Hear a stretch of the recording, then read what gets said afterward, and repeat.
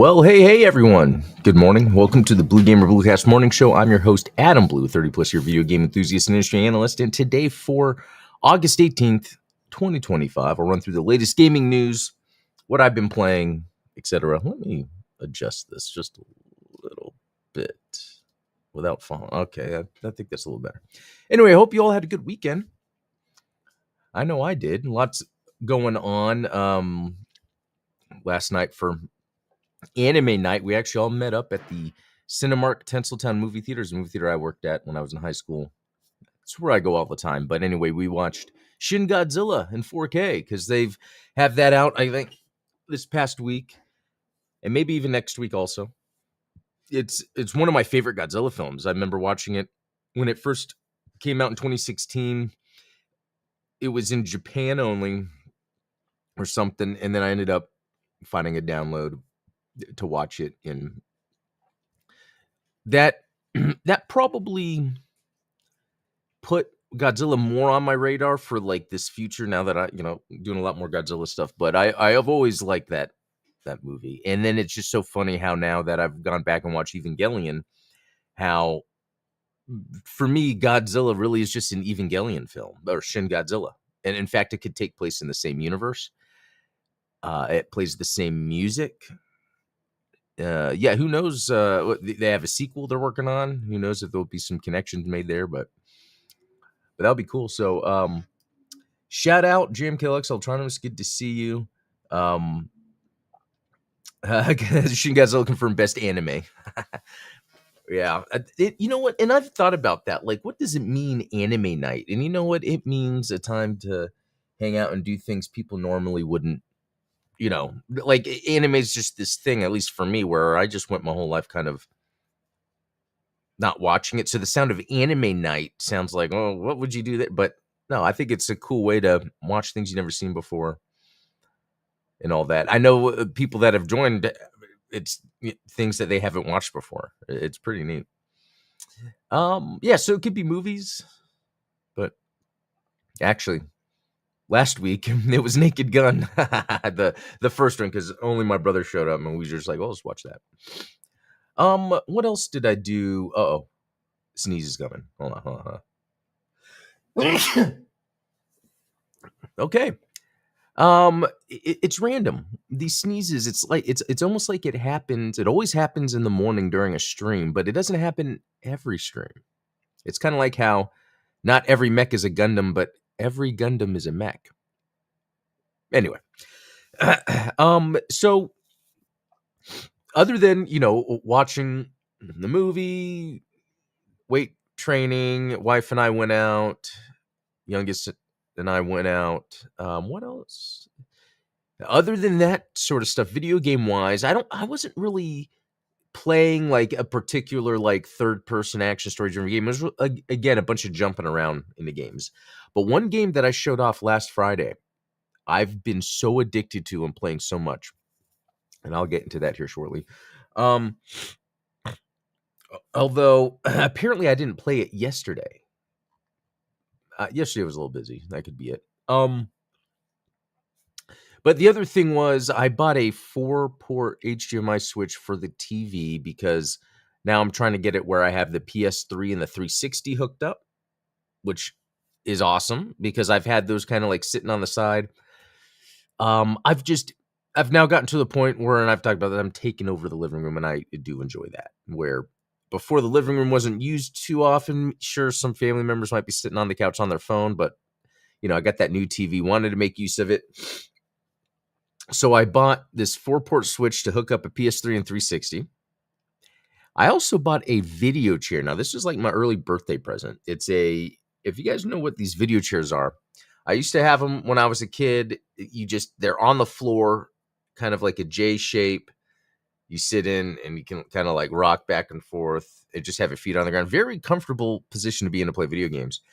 Got one for the living room. So I push our table over, put the video chair in so I can sit there and focus. Played through Devil Blade, completed it, only using 1 credit. Or was it no credits? I think it was at least 1 credit. Because you can unlock credits, and I have 7 that you can use. But anyway, I felt like I was just focused in the video chair, looking at the TV. It was just like old times. It was great. But what was really cool was when I got around to hooking up the PS3. There's some cool games on the PS3 that you can't really play anywhere else. I'll do it on emulators sometimes. But what I'm trying to do is figure out the trophy tracking for achievements. And I mean, I'm gonna worry about that later. But so far the things I've done on the PS3 haven't shown up, even though it's shown me online, etc. I heard that there's a delay with that, or it requires a trophy being unlocked, or it could be that it's a game that I have manually uploaded the trophy data for from an emulator to Exophase, so then the PSN doesn't know to whatever. That's just another little thing. Even though I don't have a PS3 controller, I did and I couldn't find it, so I was using a PS4 controller on the PS3 because that works. Except there's no home button, so you have to turn off the PS3 and turn it back on to switch games. But I have like I forgot the name, Soldner X.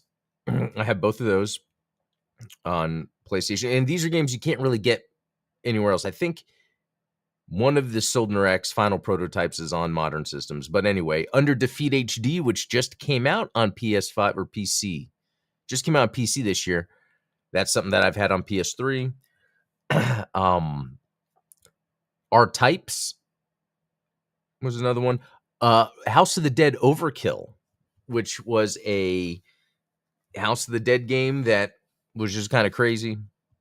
It's just funny how that works. Yeah, PS4 controller works on a PS3. Isn't that crazy? You just can't use the home button. So you still need a PS3 controller to press the home button. It's kind of annoying. Because I misplaced my PS3 controller, so I have to find another one.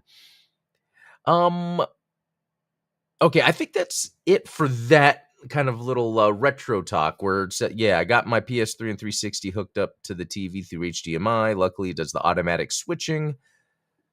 Anything more about that setup? No, that's really about it. Now, let's jump into what I've been playing. So I mentioned some games on 360 and PS3 I was playing, but here's a good one. The Aleste collection. So this was a series of shmups that I don't think I had ever played, but I'd always seen them in the video game magazines. It was on Game Gear. So what's interesting about this is this came out maybe a few years ago, PlayStation only, maybe Switch also, but at least for PlayStation only in Japan.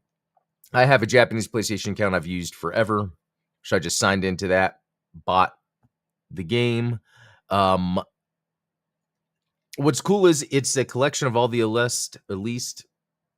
at least, I don't know how you pronounce it, all the games, as well as a brand new one. So just like with this Gradius Origins having Salamander 3, this Aleste collection has GG Aleste 3, or I don't know what they call that. Let me check. So M2, the same developer, Gradius Origins and Aleste collection is the same developer, M2.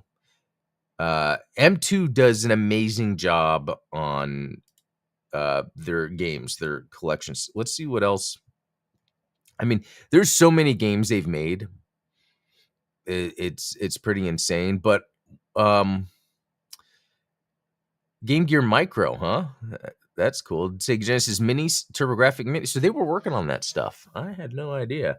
But yeah, here's that Game Gear GGLS 3.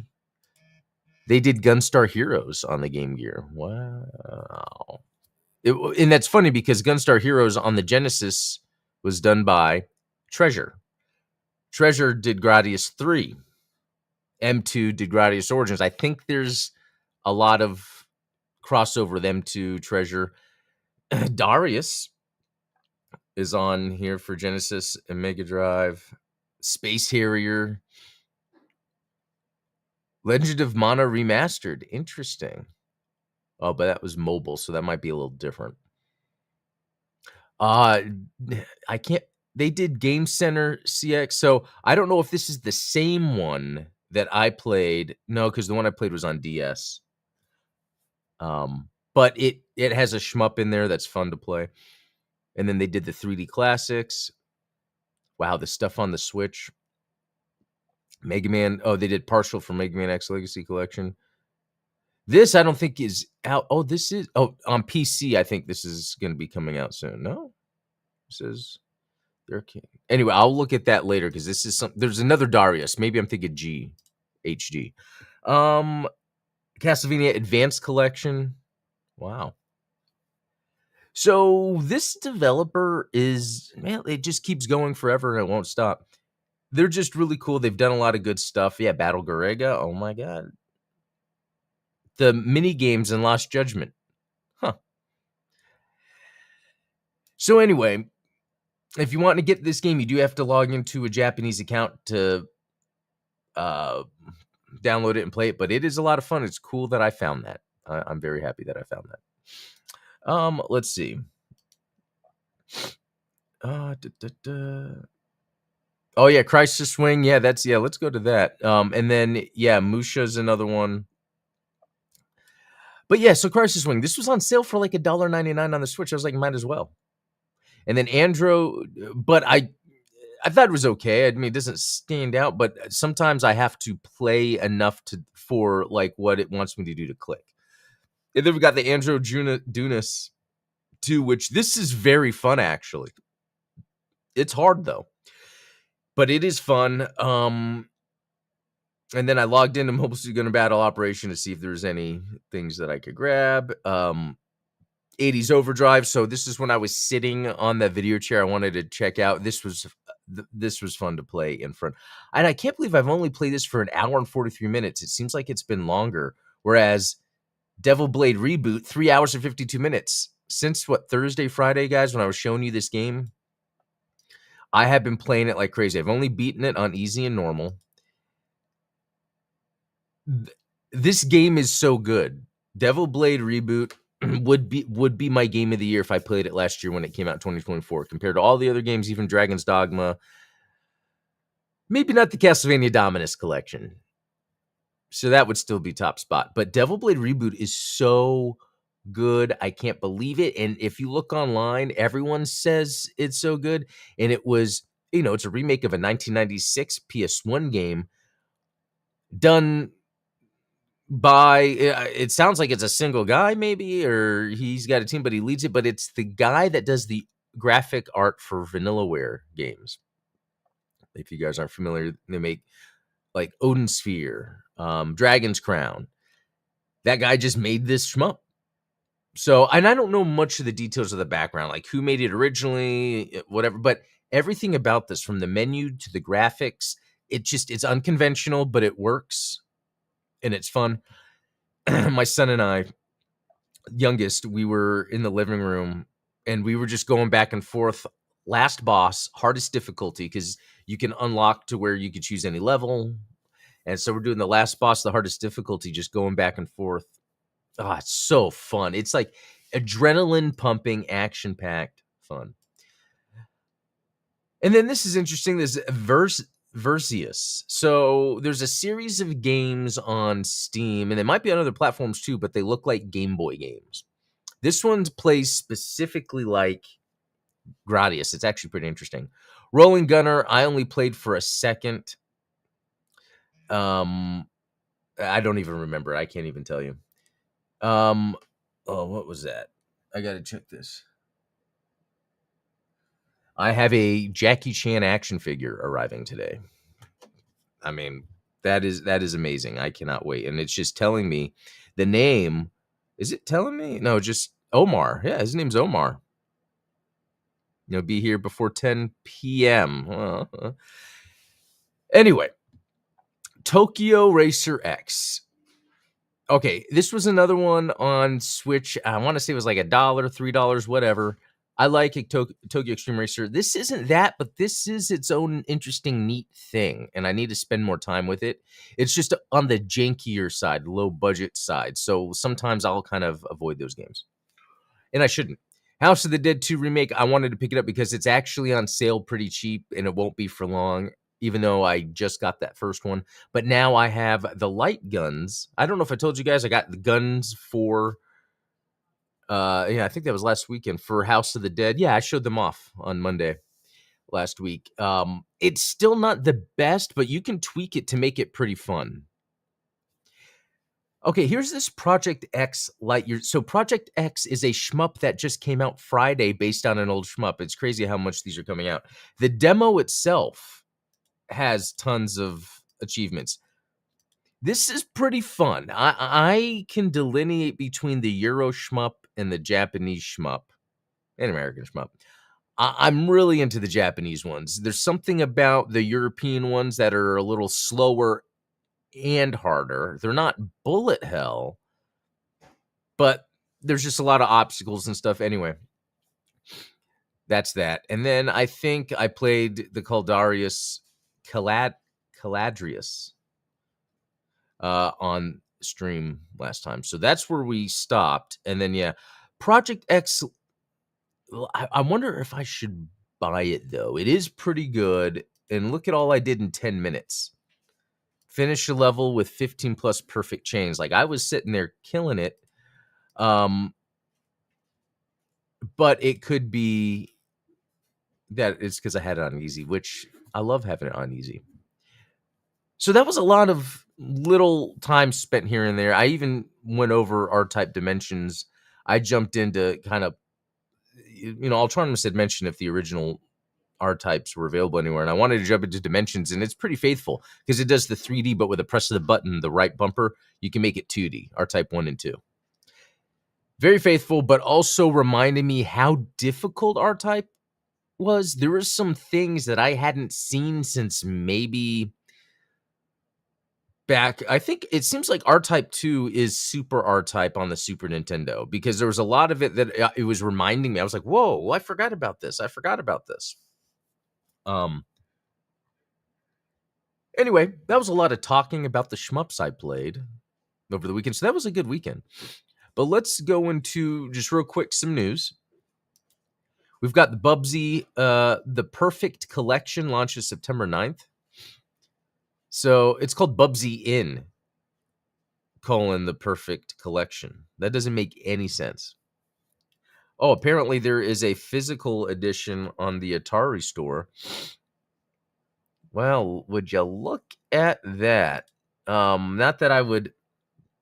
Is this a limited run games thing? Yeah, it is. Which I don't want to throw shade at limited run games, but every time I buy something from them, there's like a ball dropped where it's like, oh, this gets delayed, and I'm supposed to have my Castlevania collection right now, and they delayed that to August, and then they delayed that to October. I don't know. There's just limited run things. It's, like, I think there's something else I've ordered too, and I totally forgot. I don't even have it. But this is pretty neat. What's in this? It's Bubsy and Fractured Fury Tales, which is on the Jaguar, and then Bubsy and Claw's Encounters of the Furred Kind. That was Genesis Super Nintendo. So that was the main one that I think most of us might be familiar with. I remember when that was first coming out, and they're making a big deal of the character Bubsy. They tried to make him like Sonic in terms of being like this cool guy. Bubsy 2 Game Boy, Bubsy 3D PlayStation, which Bubsy 3D PlayStation I think is the only one I hadn't played. And the Jaguar one is what I mean. But these other ones, okay, so let's go to the Steam page. September 9th.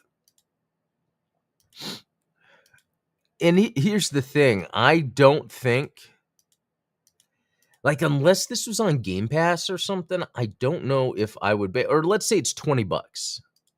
Maybe. I do like that they have the Game Boy one on here. That's neat.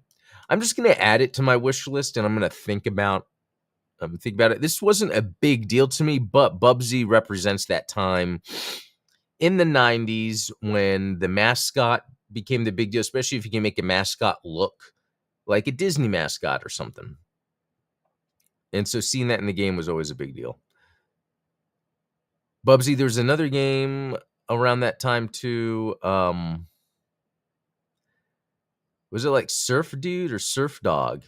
Surf Dog. Okay, that I might have just made that up. Yeah, because I'm not even seeing Green Dog. Green Dog, the beached surfer dude. 1992. Wow. Yeah, this was it's interesting because 1992 does seem early, but in my mind of when I'm picturing these things happening, but um yeah, early 90s on Genesis, there were some cool looking conceptual games. There's like Chakan, the Forever Man. Um let's see, Green Dog was 1992. What about uh wait, Deep Deep I'm getting that wrong. Decap Attack. Decap Attack. Yeah, 1991. So 91, 92. Again, Genesis did a good job of having these very interesting, almost like it's a TV show or movie looking game with the characters and all that. That's really neat. Completely different developers. Anyway, that's it for Bubsy. We'll see if I get into that. Here's something. Is whale chasing a viable strategy in an era of recession?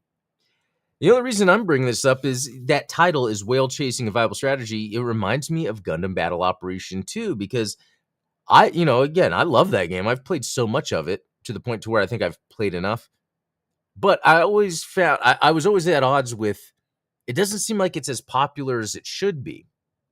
Yet, out of any free-to-play game, it has gotten the most content, more content than more consistent than any other free-to-play game ever. It is such a weird thing that's going on. So, talk of an impending consumer spending recession and its likely impact on gamers has been widespread for a few months now, but I think it's been going on for a few years now. And every new data point only seems to further confirm that the belt tightening is already underway for many of the industry's most important target demographics. The tenor of the conversation around this worrying topic have started to shift accordingly from theoretical, is a spending decline going to happen, to the strategic. How can companies best prepare themselves to weather the storm? Man, there's a lot of just talk. The strategy that will successfully guide a company through an economic storm, therefore, needs to be tailored to the company, to its products, and to its audience, not to mention to its investors whose stomach for risk and willingness to fund projects through a rough period must carefully, blah, blah, blah. Is it really going to get to where I want to? There's concrete logic behind, okay, this idea seems to be born out in, okay, so maybe what they're getting at here, it's kind of this weird thing that is actually going on in markets in general, and it's like for gaming. So when gaming first came out, there's certain people that would buy it, and so you would know you can make it for that crowd of people, and then one game becomes popular, and then a bunch of people will play it that normally don't play games, and it's like, oh, now we have a bigger game market, and that's not the case. That's why we saw the Atari crash. And then that kind of keeps going, that momentum where, okay, games are just for this general audience, but oh, now something's big. Okay, let's make it as wide as possible. And I kind of think that's what happened with Sega. So they came out with like the 32X, the Sega CD, while the Saturn, like there was, and I think that was a mix of America and Japan having a different understanding of what the market is. And then I think as EA, you get into the 2000s with EA, and then they're just making games for everybody. But at the same time, I don't think games are for everybody. Video games are more of a pastime, but for some people, they are a hobby. So you're seeing all these games being made for everybody. But I think the whaling happens when you just happen to make a game for that original core audience. Gundam Battle Operation 2 is that. So when I'm confused of why it does so well, yet there doesn't seem to be a lot of people playing, it's because the audience it's going after is the audience that would play it, if that makes sense. Okay, let's look at Dragon Age. That there was not intention, that latest Dragon Age, there was not any intention of who it was for. And in terms of market, this is not social stuff. This is more of like people that are willing to spend money on games. They made the game more for everybody, so it kind of pushed away that core audience that would buy Dragon Age. And I think that's what happens a lot with video games. So when a game like Gundam Battle Operation 2 or another free-to-play game is doing well, it's because, well, that gameplay happens to be tuned so good that you are going to find people that will whale it. And I think on a large scale, Dark Souls games have been a good example of this. The Dark Souls games haven't set out to be anything other than what they are, which they are really all about the combat systems, the mechanics while you're exploring. Story is really not a big deal. I mean, story's there if you're looking for it, but for the average person that just wants a story from a video game, they're not going to play a Souls game for that.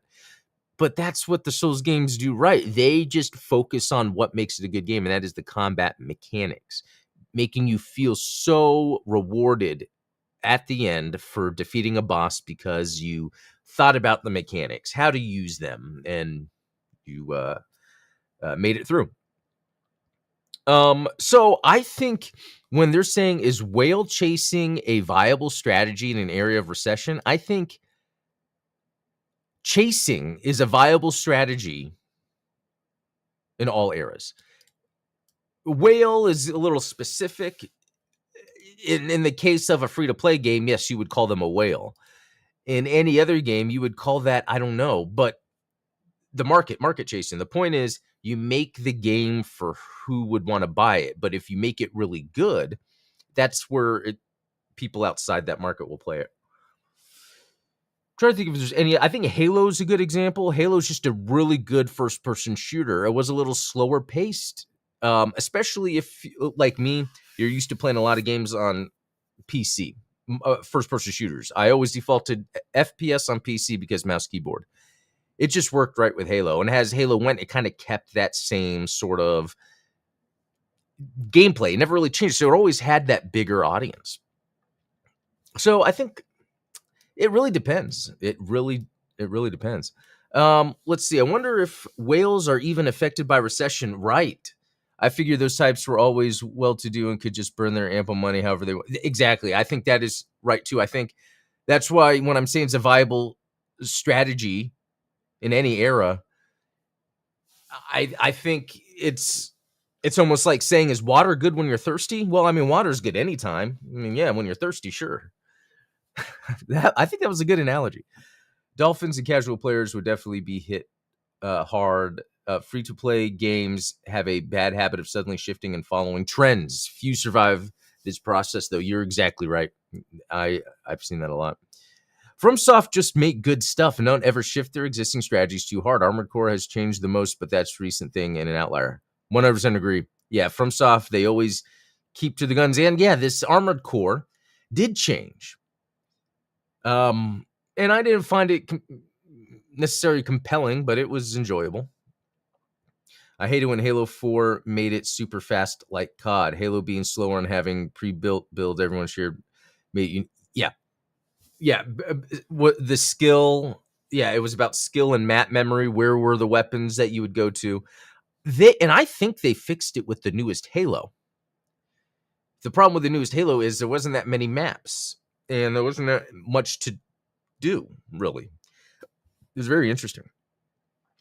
But it played well. Again, Halo reminds me of the Avengers game that came out. Autonomous, you're familiar with that? Like, the Avengers game has this very interesting core mechanical structure to it that I like, how each character has their own combat system. But then in the game world, it's not as exciting.